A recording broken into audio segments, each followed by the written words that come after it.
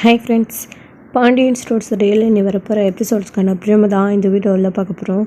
வாங்க ஃப்ரெண்ட்ஸ் பார்க்கலாம். யாருமே எதிர்பாராத விதமாக பழனி சுகன்யாவுக்கு ஒரு நல்ல விஷயம் நடந்திருக்கு. இப்போ அவங்க கன்சீவாக இருக்காங்க. பழனி அப்பா ஆக போகிறாரு. வீட்டில் எல்லாருமே ரொம்ப ரொம்ப சந்தோஷம் இருக்காங்க. எல்லாருமே பல நாள் காத்துட்டு இருந்த கனவு மாதிரி ரொம்பவே சந்தோஷப்படுறாங்க. வீட்டில் சக்தியோட வீட்டில் எல்லாருக்கிட்டையும் விஷயத்த சொன்னதுக்கு இங்கே பாண்டியனோட வீட்டில் விஷயத்த சொல்லலாம் அப்படின்னு எல்லாருமே கிளம்பி வந்துட்டுருக்காங்க. அதாவது இவங்க 2 பேரும் வீட்டில் எல்லாருமே நைட் அப்போ தான் சாப்பிட உட்காடுறாங்க. பழனியும் சுகன்யாவும் பார்த்த உடனே, அட வாங்கப்பா, கரெக்டாக சாப்பாடு டைமுக்கு வந்துடுவே அப்படின்ற மாதிரி பேசுகிறாங்க. அப்போ தான் ஏங்க அமைதியாக இருங்க அப்படின்னு சொல்லிட்டு, வாமா சுகன்யா, நம்ம என்ன கையில் ஸ்வீட் பாக்ஸோட அப்படியே என்றைக்கே இல்லாமல் முகத்தில் இன்றைக்கி ரொம்ப சந்தோஷம் காலை தெரியுது அப்படின்ற மாதிரி கோமதி சொல்லுமோ, ஆமாக்கா இருக்காதா பெண்ணா அப்படின்னு சொல்கிறாரு. ஏண்டா என்ன விஷயம் அப்படின்னு, முதல்ல எல்லோரும் ஸ்வீட் எடுத்துக்கோங்க அப்படின்னு சொல்லிட்டு எல்லாருக்குமே ஸ்வீட் கொடுக்குறாங்க.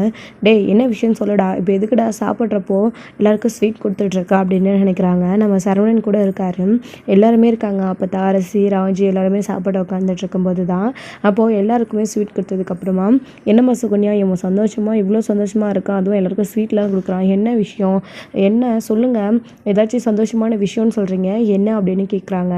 அப்போது என்ன அடுத்த கடை இது இன்னொரு கடை ஆரம்பிச்சிட்டிங்களா அப்படின்னலாம் கேட்குறாங்க. இல்லை அப்படி இல்லை அப்படின்னு சொல்கிறாங்க. அப்புறம் வேறு என்ன அப்படின்னு கேட்குறாங்க.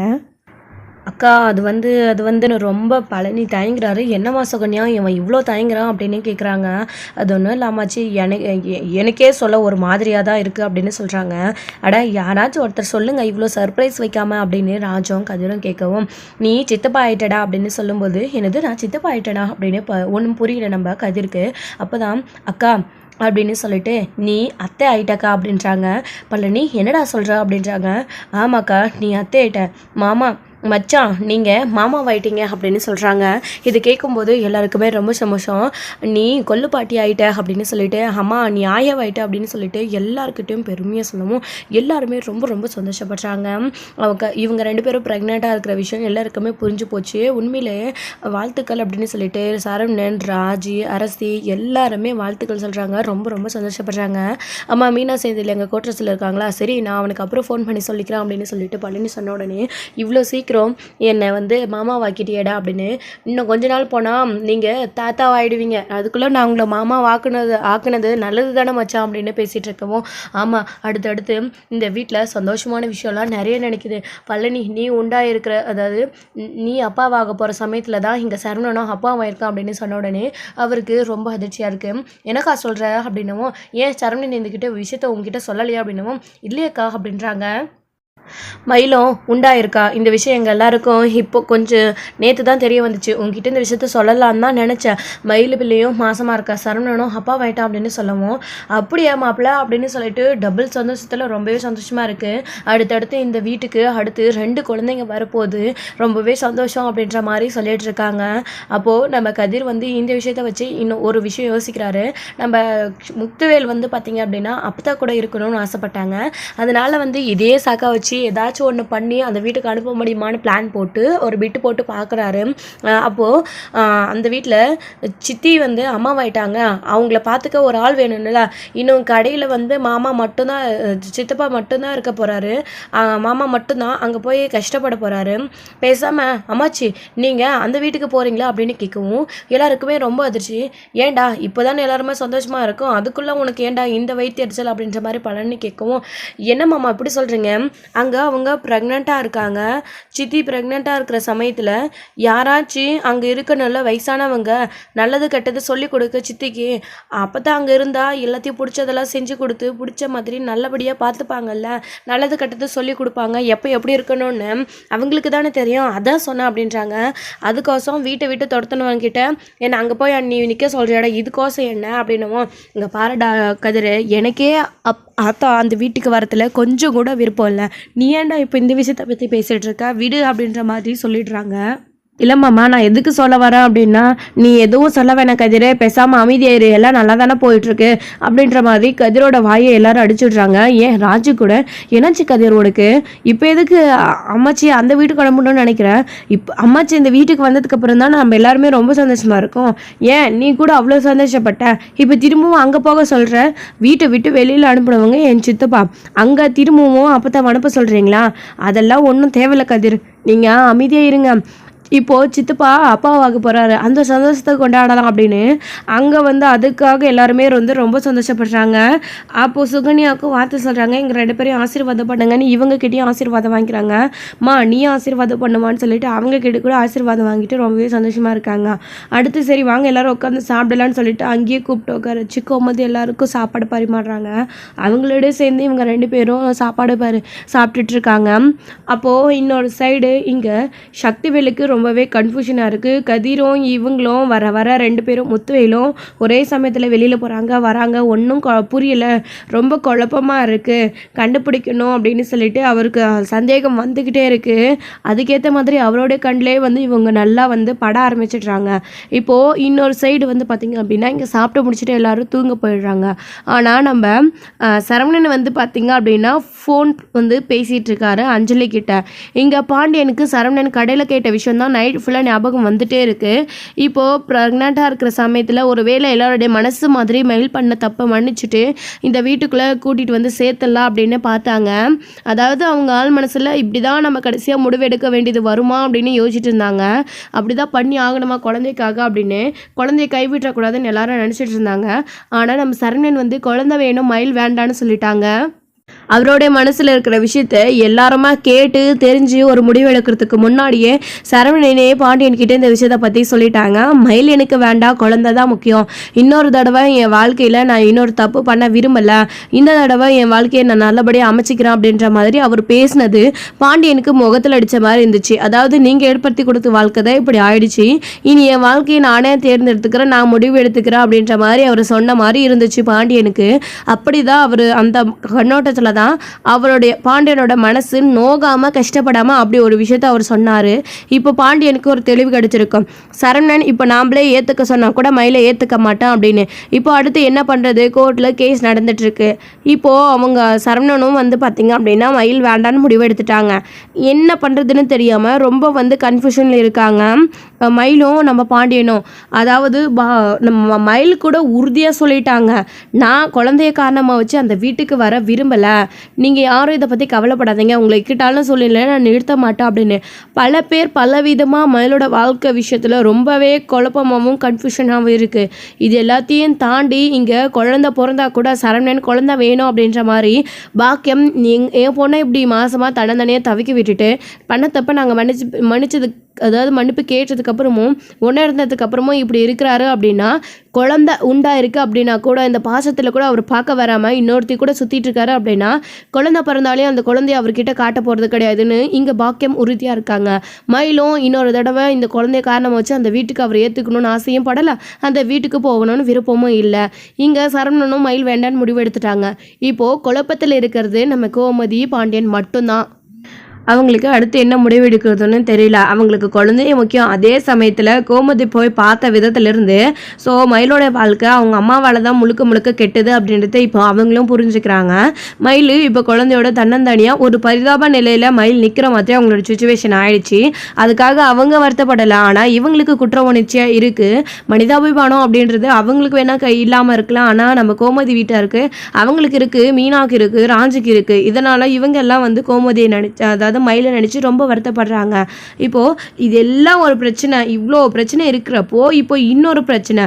நம்ம அடுத்து வந்து கதிர் வந்து பார்த்திங்க அப்படின்னா முத்துவேலுக்காக அப்பதான் வாங்க எப்படியாச்சும் குழந்தைய காரணமாக வச்சு சித்தப்பாவுக்கு மாமாவுக்கு குழந்தை போகுது அப்படின்ற காரணத்தை வச்சுட்டு அங்கே அனுப்பி விடலாமான்னு பார்த்தாரு. அது முடியலை. இப்போது மறுநாள் காலையில் வந்து பார்த்திங்க அப்படின்னா எல்லோரும் உட்காந்து வழக்கம் போல் திரும்பவும் சாப்பிட ஆரம்பிக்கிறாங்க. அப்போது அவருக்கு லட்டு மாதிரி ஒரு விஷயம் திரும்பவும் மாட்டுது. அதை வச்சு கதிர் பிரச்சனை பண்ண ஆரம்பிச்சிடுறாங்க. அது எப்படி அப்படின்னா, அப்போ தான் வந்துட்டு உள்ளே வந்து நல்லா வந்து தூங்காமல் டயர்டாக வந்து காலையில் ரொம்ப லேட்டாக வந்து எந்திரிச்சு வந்து உட்காடுறாங்க எல்லோரும் சாப்பிடும்போது.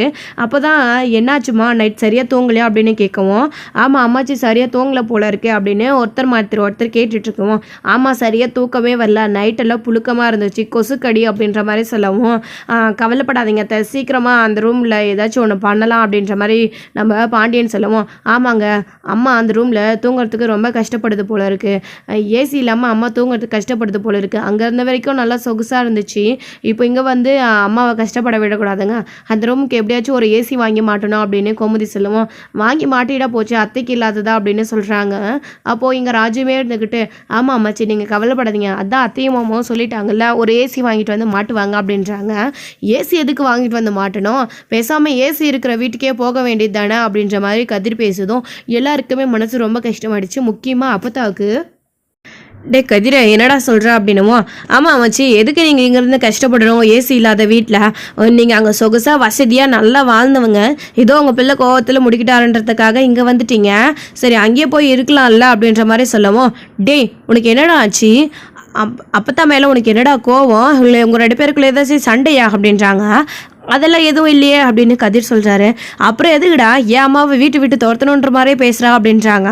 ஆமாம் கோமதி இவன் பேசுகிறத பார்த்தா இந்த வீட்டு விட்டு போன்னு சொல்கிற மாதிரிலாம் இருக்குது அப்படின்றாங்க.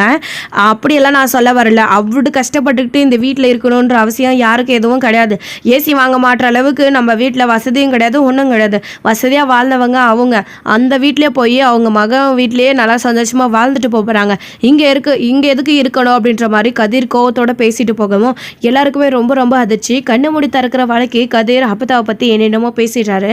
இது அப்பத்தாவுக்குமே ரொம்ப மனசு கஷ்டமாக இருக்குது. இன்னொரு சைடு இங்கே பாண்டியன் கோமதி நம்ம ராஜி எல்லோரும் ரொம்ப அதிர்ச்சியில் இருக்காங்க. கதிர் அப்படி கோவத்தோடு சொல்லிட்டு வெளியில் வந்துடுறாரு. இந்த சைடு வந்து வடிவு மாறி வந்து பார்த்திங்க அப்படின்னா வெளியில் ஃபோன் பேசிகிட்டு இருக்காங்க. அப்போது இங்கே கதிர் வெளியே கோவமாக வந்து நிற்கிறத அவங்க கவனிக்கிறாங்க. உடனே நம்ம கோமதி இருந்துக்கிட்டு ராஜிக்கிட்ட, ஏய் இவனுக்கு என்னடி ஆச்சு அப்படின்னும், தெரியல அத்தை நேற்றுலேருந்து கதிர் ஒரு மாதிரியாகவே இருக்கான், நேற்றுலேருந்து மட்டும் இல்லை ஒரு கொஞ்ச நாளாகவே ஒரு மாதிரியாக இருக்கான், ஆனால் நேற்று நைட்லேருந்து எதுக்கு அம்மாச்சி வீட்டை விட்டு துரத்தணுன்றதுலேயே குறியாக இருக்கான்னு எனக்கு ஒன்றும் புரியல அப்படின்னவும், உன் புருஷன் பண்ணுறது அப்படி தான் இருக்குது, வெளியில் அத்தையை அனுப்பணுன்றதுல தான் அவன் குறியாக இருக்கான் அப்படின்றாங்க. இல்லை மாமா நான் அப்படி இல்லைன்னு சொல்ல வந்தேன் அப்படின்னவும், இல்லைப்பா நீ வாய் தவறி சொன்னாலே அதுதான் உண்மை அப்படின்னு இவனுக்கு என்ன ஆச்சுன்னு சொல்லிட்டு எல்லாருமே வந்து கோவத்தோடு வெளியில் வராங்க. அப்பத்தாவுக்கு வந்து ஒரு மாதிரி மனசு கஷ்டமாயிடுது. மா நீ எதை நினச்சி கவலைப்படாதம்மா, அவன் ஏதோ கிறுக்குத்தனமாக பேசிகிட்டு இருக்கேன், நான் அவங்ககிட்ட பேசுகிறேன் அப்படின்றாங்க. இல்லை கோமதி உங்களுக்கு நான் இங்கே இருக்கிறது பிடிக்கலன்னா பாரமாக இருந்துச்சுன்னா சொல்லிவிடுங்க, நான் எங்கேயாச்சும் கூட போயிடுறேன், அவனுங்க தான் என்னை வீட்டை விட்டு துரத்து விட்டுட்டாங்க, மக வீடு இருக்குன்னு ஆறுதலாக இங்கே வந்தேன், ஆனால் இங்கே எப்படி நடக்கும்னு எதிர்பார்க்கல, பேசாமல் நான் எங்கேயாச்சும் போகிறேன் அனாத ஆசிரமத்துக்கு இது அப்படின்னு கேட்கவும் பாண்டியனுக்கு வந்து மனசே ரொம்ப கஷ்டமாயிடுது.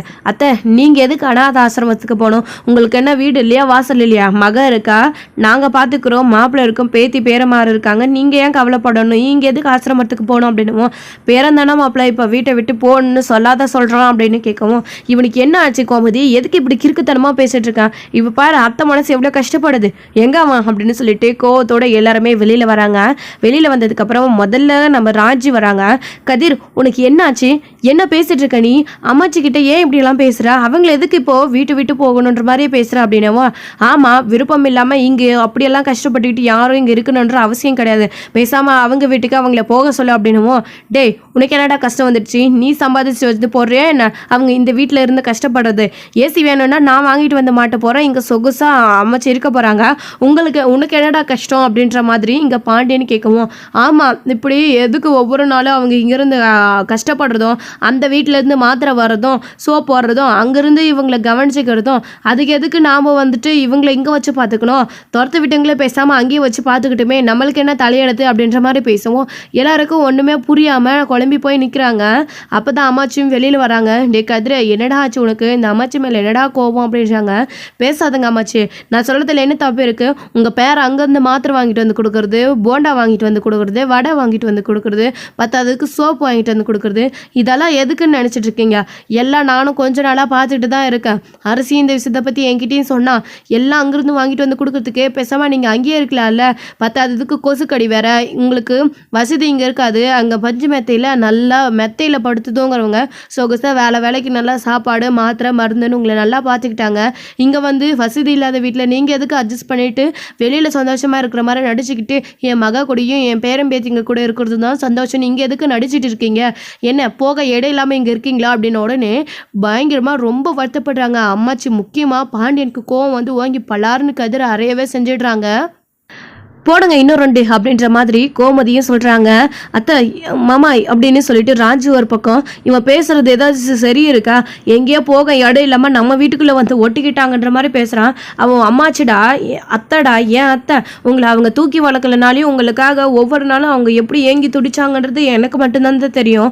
இப்படி பேசிகிட்டு இருக்க இவ்வளோ நாள் குழந்தையிலிருந்து கிடைக்காத சந்தோஷம் உங்களுக்கு இப்போ பெரிய வயசில் கிடைக்க போகுது அப்படின்றப்போ நாங்கள் எல்லாரும் எவ்வளோ சந்தோஷப்பட்டோம். ஏன்டா அப்படி பேசிகிட்டு இருக்க? நீ கூட சந்தோஷம் தானே பட்ட அப்படின்ற மாதிரி கோமதி வந்து கேட்கவும், ஆமாம் குழந்தையில கிடைக்காத சந்தோஷத்தை அப்போ மகன்களை எதிர்த்து வர முடியாதவங்க இப்போ வீட்டை விட்டு துரத்துனதுக்கு அப்புறம் தானே வேற வழி இல்லாமல் இங்கே வந்து பேரம்பேத்தி மேலே பாசம் இருக்கிற மாதிரி நடிக்கிறாங்க.